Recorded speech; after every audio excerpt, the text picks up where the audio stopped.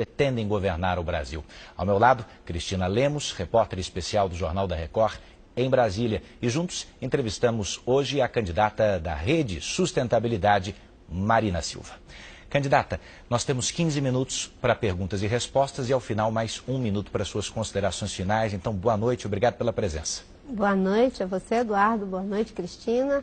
E a todos que estão nos acompanhando. E parabéns pela oportunidade de trazer os candidatos para apresentarem suas ideias e propostas. Para quem tem só 28 segundos, isso aqui realmente é um caldeirão de chá. Eu que agradeço, em nome da Record TV. A senhora passou quase 6 anos nos governos do ex-presidente Lula e na eleição de 2014 apoiou e votou em Aécio Neves. Eu gostaria de saber como é que a senhora espera que o eleitor entenda estas duas escolhas específicas no momento em que olhar a sua foto na urna eletrônica. Como sempre entendeu, com a maior tranquilidade. Primeiro eu saí do governo do PT quando o governo estava no auge e saí por coerência, porque havia ali uma tentativa de retrocesso nos avanços que tínhamos na política ambiental. O governo queria revogar as medidas de combate ao desmatamento para fazer coro com o setor mais atrasado do agronegócio. E naquele contexto eu saí do governo. E em relação ao Aécio Neves, se fosse hoje, com certeza não teria apoiado. E acho que a maioria de nós que votou em alguém, depois da Lava Jato, não teria votado nem na Dilma, nem no Aécio. Porque, como minha avó dizia, todos são angu do mesmo caroço, farinha do mesmo saco. Estavam envolvidos igualmente em graves casos de corrupção que agora a Lava Jato revela. Se fosse hoje, não teria votado, nem teria declarado o meu apoio. Candidata, a senhora é frequentemente acusada de ter ficado ausente da arena política, do debate público, nesses últimos 4 anos, inclusive em momentos críticos da vida pública brasileira, e aí reapareceu na hora da eleição. E insinua-se que a senhora tenha feito isso de maneira oportunista até. Eu lhe pergunto, por que o seu silêncio nesse intervalo? Primeiro, Cristina, obrigada pela pergunta, porque você me dá a oportunidade de dialogar com os telespectadores. Eu, desde 2010, que eu não tenho mais mandato. E você sabe que quando não se tem mais mandato, você não tem uma tribuna todo dia. E também eu não sou um político profissional. Graças a Deus, nunca fiz da política um emprego e nenhuma forma de ganhar dinheiro ilícito. Então, saindo da política, eu voltei para o meu trabalho, eu sou professora, tive que dar aula fora do Brasil como professora convidada, fui dar aula na Fundação Dom Cabral como professora associada, fazendo palestra, consegui criar um partido sem recursos, sem dinheiro e, ainda mais, me pronunciei em todos os casos. Não é verdade. Só que eu não me pronuncio, Cristina e Eduardo, como os partidos da velha política, PT, PMDB, PSDB, se pronunciam. Eles são contra a Lava Jato. Eu sempre disse que sou a favor. Eles eram a favor do foro privilegiado. Eu digo que sou contra. Eles dizem que são a favor de anistia para o Caixa 2. Eu fui contra a anistia para o Caixa 2. Não é que não me pronuncio. Eu me pronuncio. Só que não da forma como os partidos tradicionais, da direita, da esquerda, do centro, se pronunciam. Se as pessoas não querem considerar minhas opiniões um pronunciamento, é outra história. Mas não venha dizer que eu não me pronuncio. Esse é um momento eleitoral em que a gente vê muito diagnóstico. O Brasil está assim, o Brasil está assado, mas não se fala exatamente como vencer cada um dos problemas. Eu queria discutir com a senhora porque no seu plano de governo fala-se em criar condições para enfrentar discriminação no mercado de trabalho. A senhora fala inclusive em garantir igualdade salarial entre homens e mulheres em posições equivalentes. Eu gostaria de entender, então, como o Estado pode agir para tornar os salários de homens e mulheres equivalentes em empresas privadas. Fiscalizando a lei. Existe uma lei, e a própria Constituição diz isso, que não se pode pagar salários diferentes para as pessoas. Um homem que tem as mesmas competências que uma mulher não pode receber um salário maior pelo simples fato de ser homem. E não é uma questão do governo dizer, já está na lei, já está resolvido. Não está na lei e está resolvido. Você tem o Ministério do Trabalho para fiscalizar, você tem meios para fazer com que as empresas cumpram aquilo que está na lei. Isso é obrigação do Estado. É muito simples. Você não pode simplesmente dizer, não, é na iniciativa privada, não posso meter a colher. Que história é essa? A iniciativa privada tem leis, as regras são para todos, para o poder público, para a iniciativa privada. E não acho que nenhum empresário de bem gostaria de ver a sua empresa com a mácula de pagar um salário diferente para uma mulher tendo as mesmas capacidades, as mesmas competências. A senhora pode dar um exemplo concreto de como fiscalizar, como agir nesse sentido? É claro, o Ministério do Trabalho, inclusive o próprio IPEA, os órgãos de pesquisa, fazem levantamento o tempo todo, mostrando que as mulheres recebem salário até 30% inferior que os homens. É só verificar isso dentro das empresas. Fazer, inclusive, de uma forma pedagógica. Verificar quais são as empresas que podem mostrar positivamente os salários iguais. Dar um prazo para que todos mostrem salários iguais dentro de suas empresas. E aí você vai gradativamente fazendo com que essa mácula desapareça do Brasil. É fiscalizar. O Ministério do Trabalho está aí para fiscalizar e tem os meios para isso. Trabalho escravo não pode. Pagar salário maior para homem e para mulher para as mesmas competências não pode, não deve. E isso você consegue fazendo cumprir a lei, não permitindo nem a certeza da impunidade, nem a expectativa da impunidade. Candidata, a senhora integrou o PT, tornou-se um nome nacional ainda como um quadro importante do Partido dos Trabalhadores, depois a senhora saiu do PT. Como é que a senhora definiria hoje a sua relação com o grande líder petista, que é o ex-presidente Lula?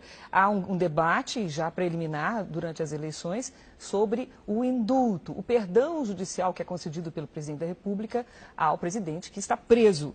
A senhora indultaria, a senhora daria o perdão judicial ao ex-presidente Lula? O indulto é uma prerrogativa de um ato de benevolência de um signatário da República para com alguém que ele imagina que está passando por uma situação de injustiça. Ou para corrigir um erro judicial. Ou para corrigir um erro judicial. Nesse caso, não pode ser usado como uma estratégia eleitoral. Não se pode oferecer o indulto para ganhar votos, nem para ganhar simpatias. Eu costumo dizer que a lei deve ser aplicada para todos. Não se pode ter dois pesos e duas medidas. Será que houve erro judicial? Eu acho que houve um grave erro político, ou de conivência, ou de envolvimento direto de vários líderes do PT com graves casos de corrupção. Por quê? Ou você tem extrema incompetência, ou extrema conivência, ou envolvimento direto. A Lava Jato está mostrando o que é conivência, o que é envolvimento direto e o que é incompetência. E é por isso que a melhor forma é a gente nem ficar celebrando isso. Eu não fico feliz com isso, Cristina, não é? De ver pessoas que poderiam estar ajudando no processo político estarem sendo impedidas, como é o caso do próprio ex-presidente Lula, o Aécio Neves e tantos outros, por envolvimento em graves casos de corrupção. Eu queria, mesmo divergindo, que essas pessoas não tivessem praticado esse tipo de erro. Mas uma vez praticando, cada um deve pagar pelos seus erros. Agora, eu tenho uma diferença. Eu não trato justiça como vingança. Eu trato justiça como reparação. Aliás, eu gosto muito de uma frase do Shakespeare, que ele diz que o contrário de injustiça não é justiça. O contrário de injustiça é amor. Porque toda justiça que não se faz por amor não é justiça, é vingança. Eu vejo a justiça como uma oportunidade de reparação. E é por isso que eu digo que o PT, o PMDB, o DEM, não é? O PSDB, deveriam ter umas férias. 4 anos para repensar tudo o que fizeram contra eles próprios, contra o povo brasileiro. Esse país era o país do pleno emprego. Hoje temos 14 milhões de desempregados, temos 13 milhões de desempregados, 4 milhões de desalentados e uma grande quantidade de pessoas vivendo no subemprego. E isso foi por erros políticos. O Brasil não teve uma catástrofe, um maremoto, uma guerra. Foi erro político. E é por isso que a sociedade brasileira deve corrigir politicamente. Nós já tivemos a Operação Lava Jato, agora nós precisamos da Operação Lava Voto. para que o Brasil volte a entrar nos trilhos, ser um país justo, que é bom para todos viverem, com igualdade de oportunidade. Candidata, um assunto espinhoso que sempre volta à baila, eu gostaria de ouvir a sua opinião. Duas perguntas. A senhora é contra o aborto porque é evangélica? E, nesse caso, não é misturar um dogma, uma crença religiosa na maneira de gerir, de administrar o Estado? Onde é que fica o Estado laico nesse quesito? Eu sou contra o aborto por convicção filosófica, por convicção política e religiosa. E tem muita gente que é contra, mesmo não crendo, porque são pessoas que defendem a vida por princípios éticos, por princípios filosóficos. Agora, o aborto não pode ser advogado, em hipótese nenhuma, como um método contraceptivo. O que nós temos que trabalhar é naquilo que nos une. O que nós queremos? Que nenhuma mulher tenha que fazer aborto, que as mulheres tenham acesso ao planejamento familiar, que as mulheres tenham acesso à informação, que nenhuma adolescente ou uma jovem tenha uma gravidez indesejada. Nesse ponto, todos vamos trabalhar conjuntamente. Agora, já existem as formas legais para o aborto, quando a criança vai nascer sem cérebro, ou quando tem risco para a saúde da mãe, ou no caso de um estupro. A senhora desejaria avançar, então? Eu não. Não quero avançar, como eu disse, eu sou contra o aborto. E não acho que 513 deputados devem substituir 200 milhões de brasileiros. Esse é um tema muito polêmico. Então a senhora levaria a plebiscito? Se for para ampliar para além disso, eu defendo que não seja apenas o Congresso. O presidente da República não é ele que chama o plebiscito, quem faz isso é o Congresso. Não é o presidente que aprova as leis que mudam a Constituição, quem faz isso é o Congresso. Agora, se alguém quiser ir além do que já existe, que não seja apenas os 500 deputados e os 81 senadores. Eles são eleitos para representar o povo, não é para substituir. Nas democracias evoluídas, isso é decidido por plebiscito. E as pessoas que estão nos acompanhando agora têm a oportunidade de entender melhor a minha posição e eu agradeço a você pela pergunta. Eu reitero, sou contra e não acho que se for para tomar uma decisão além do que já existe, que deva ser feito apenas pelos 513 deputados, que a sociedade inteira seja ouvida. Candidata, permita uma pergunta sobre uma área de especialidade sua, que é meio ambiente, a senhora foi ministra desse setor, eu lhe pergunto, a senhora é vista com bastante desconfiança por um setor importante entre o setor produtivo, que é o agronegócio, responsável pela nossa balança comercial em grande medida. Eu lhe pergunto, como é possível preservar o meio ambiente e produzir alimentos em larga escala? Nós temos aí metade do cerrado destruído pela monocultura da soja, que é importantíssima para a exportação para a China, por exemplo, e pesa na nossa balança comercial. É possível combinar as duas coisas? É possível combinar as duas coisas, perfeitamente possível. E a pergunta que a gente deve fazer é como não combinar as duas coisas. Isso é que é impossível. O Brasil só é uma potência agrícola porque é uma potência em recursos hídricos. E só é uma potência hídrica com muita chuva, muita água, que é fundamental para a agricultura, porque temos muitas florestas. No caso, a floresta amazônica, que é que produz as chuvas do sul, do sudeste e do centro-oeste. Destruir a Amazônia e acabar com o regime de chuva da região mais importante do agronegócio do Brasil. Então, e o agronegócio, Cristina, não é algo homogêneo.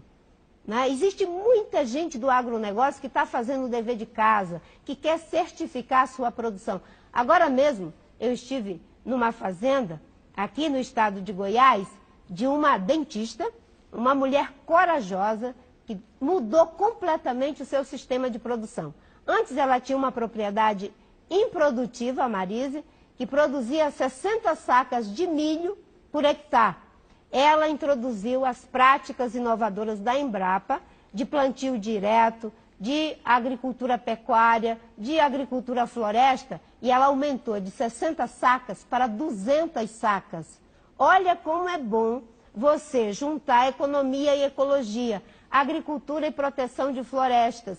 Então, o agronegócio, que tem visão estratégica, que é moderno, que está integrado às cadeias produtivas globais, não tem medo de Marina Silva presidente. Pelo contrário, eles ficam muito contentes de saber que tem alguém que entende como é que se faz da forma correta. Candidata, menos de um minuto para terminar. Contas no vermelho. Onde cortar gastos? A senhora faria privatizações?